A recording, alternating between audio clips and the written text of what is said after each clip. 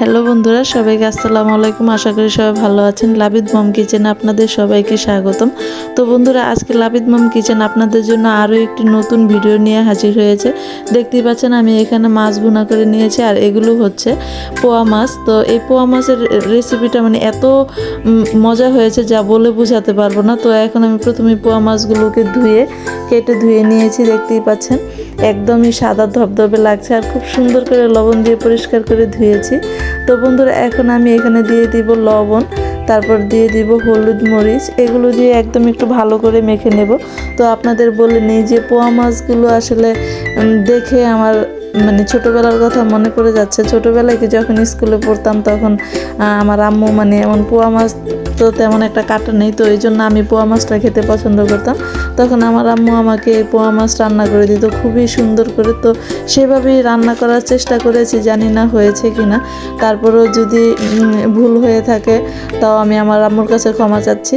তো যাই হোক, আমি কিন্তু কথা বলতে বলতে কিন্তু পোয়া মাছগুলো ভালো করে লবণ মরিচ মেখে নিয়েছি। একটু ভালো করেই মাখতে হবে, যেন কোথাও যেন লবণ হলুদ মাখাটা বাকি না থাকে। তো ভালো করে মেখে নিয়েছি। এখন আমি একটি প্যানে তেল দিয়ে দিয়েছি। তো বন্ধুরা, পোয়া মাছগুলো কিন্তু একদমই মুচমুচে করে একটু ভালো করে কড়া করে ভেজে নেব, যেন কাঁচা গন্ধটা না আসে। তো অনেক সময় কিন্তু পোয়া মাছে আলাদা একটা যে স্মেল থাকে, সেই স্মেলটার কারণে অনেকে খেতে চায় না। এই জন্য আমরা একটু ভালো করে ভেজে তারপরে রান্নাটা করি। তো পোয়া মাছগুলো একদম ভালো করে ভেজে নেব, যেন কোথাও কোনো একটু কাঁচা না থাকে। ভেজে নেওয়ার পরে তারপরে আমি পাটটা দেখিয়ে দিচ্ছি আপনাদের। সবগুলো মাছে আস্তে আস্তে অনেকগুলো দিয়ে দিয়েছি। তো আমার মাছগুলো কিন্তু এক পাশ প্রায় ভাজা হয়ে গেছে, এখন উল্টিয়ে দিলাম। তো তেলটা একটু বেশি দিয়ে ভেজেছি যেন ভালো করে ভাজা হয়। তো অবশ্যই ইচ্ছে করলে আপনারা কম তেলেও ভাজতে পারেন, আর আমি সরিষার তেল দিয়ে ভাজছি। সব রান্না আসলে সয়াবিন তেল দিয়ে ভালো লাগে না, সরিষার তেল দিয়ে আমরা বেশিরভাগ রান্না খাই। তো এই মাছটা আমি সরিষার তেল দিয়ে রান্না করছি। তো দেখতে পাচ্ছেন একটি পাশ আমি একদম ভালো করে ভেজে নিয়েছি, উল্টিয়ে দিচ্ছি। অপর পাশটি হয়ে গেলেই চুলা থেকে নামিয়ে নেব। সবগুলো মাছই ভালো করে উল্টিয়ে দিলাম। তো অপর একটি পাশ হয়ে গেছে, যে দেখতে পাচ্ছেন বন্ধুরা, সবগুলো মাছ আমি ভালো করে ভেজে নামিয়ে নিয়েছি। তো এখন আমি চুলায় একটি কড়াই বসিয়ে দেব। কত মচমচে করে ভেজেছি, চুলায় কড়াই বসিয়ে দিয়েছি। এখন এখানে দিয়ে দিব তেল আর পেঁয়াজ কুচি। পেঁয়াজটা আমি একটু আদা বাটা করে নিয়েছি, পেঁয়াজ কুচি করে দিইনি আজকে। তো পেঁয়াজটা একটু ভালো করে ভেজে নেব। ইচ্ছে করলে আপনারা কিন্তু পেঁয়াজটা কুচি করেও দিতে পারেন, কিন্তু আমি পেঁয়াজ কুচি করে নিয়ে ভালো করে একটু মানে আধ বাটা করে নিয়েছি, যেন একটু রসালো রসালো হয় আর খুব তাড়াতাড়ি যেন হয়ে যায়। তো এই যে দেখতেই পাচ্ছেন বন্ধুরা, আমার পেঁয়াজ কুচিটা কিন্তু হয়ে গেছে, পেঁয়াজটা ভাজা হয়ে গেছে।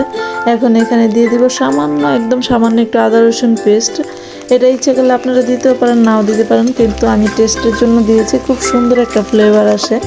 তো আদা রসুন পেস্টটা দিয়ে একটু ভালো করে এটাকে ভেজে নেব পেঁয়াজের সাথে, যেন আদা রসুনের কাঁচা ফ্লেভারটা না আসে। তো বন্ধুরা, দেখতেই পাচ্ছেন আমার আদা রসুনটাও কিন্তু পেঁয়াজের সাথে ভাজা হয়ে গেছে। এখন আমি এখানে সামান্য একটু এই টমেটোগুলো দিয়ে দিব। টমেটো কিন্তু আমি খুব বেশি দেইনি, আমি আসলে পেঁয়াজ বা টমেটো কোনো কিছুই আজকে তেমন একটা বেশি দিইনি, মাছটাই বেশি দিয়েছি।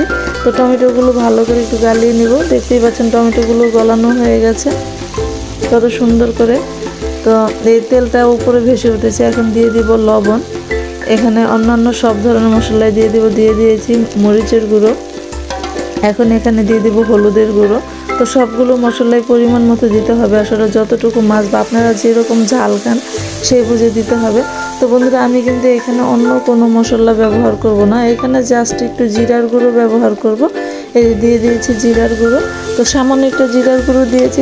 আপনারা আমার মতো এইভাবে রান্না করে একদিন দেখতে পারেন যে কতটা মজা হয়।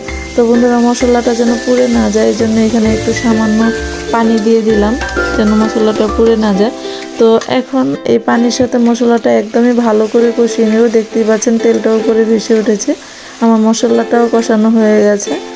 এখন আমি এখানে দিয়ে দিব পানি।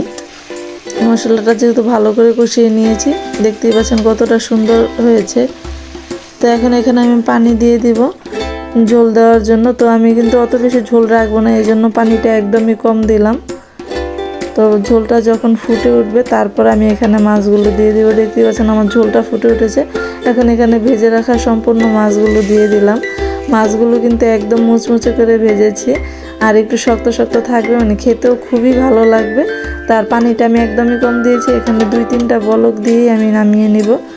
তো বন্ধুরা আমি সবগুলো মাছ একদম ভালো করে বিছিয়ে দেব।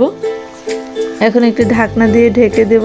তো বন্ধুরা দেখতে পাচ্ছেন আমার কিন্তু মাছটা অলরেডি হয়ে গেছে। দিয়ে দিব 2টো কাঁচামরিচ শুধু ফ্লেভারের জন্য দিয়েছি, খুব সুন্দর একটা ফ্লেভার এসেছে। আর দিয়ে দিব ধনিয়া পাতা কুচি।